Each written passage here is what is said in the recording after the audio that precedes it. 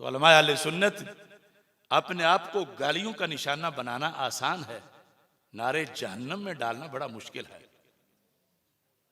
बड़े बड़े आज शेखुल हदीस और पीराने तरीकत बिल्कुल मुंह नहीं खोल रहे।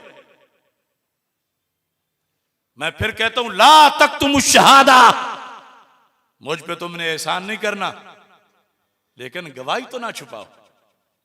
जो दौर हदीस पढ़ाते हो, जिस दीन के फतवे लिखते हो, वो तो जाहिर करो। आज एक पीर मुंतजिर है, अगर वो गया तो फिर तो मैं जाऊंगा। अरे अजान, हक की अजान, उस मुअज्जिन को किसी का इंतजार नहीं होता। हम अजान हक दे रहे हैं, दावत सबको दे रहे हैं, तकब्बुर किसी के सामने नहीं कर रहे। लेकिन अजान हक पर जिसने नमाज पढ़नी है, उसने अपनी आखिरत संवारनी है। हमारे पास तो ना किसी को जाके मिलने का टाइम है कि बराबरी करें, एक बार मैं गया हूं अब आप आ जाएं, इतना तो टाइम ही नहीं।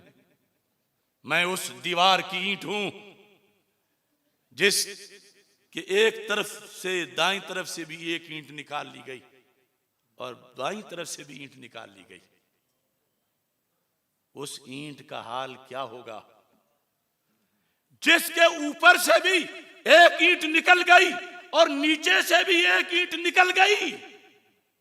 अभी तो मेरे बड़े भाई का चेलम भी नहीं हुआ, लेकिन मैं फिर कौम के सामने कमरे हिम्मत बांध की खड़ा हूं। ऐसी हालत में कमरें टूट जाती हैं जब दाएं बाएं से ईंटें निकल गई हों, फिर हौसले मांद पड़ जाते हैं। अगर खड़ा हूं तो ये कुव्वत भी अजान हक की ही है, और इसमें हमने अजान देनी है। मैं जितने आए हो दस्त बस्ता तुम्हें खिराज तहसीन पेश करता हूं, शुक्र अदा करता हूं।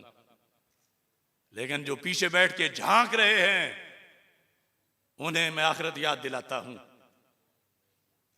दो बातें हैं, या दीन बचा लो या दुनिया बचा लो।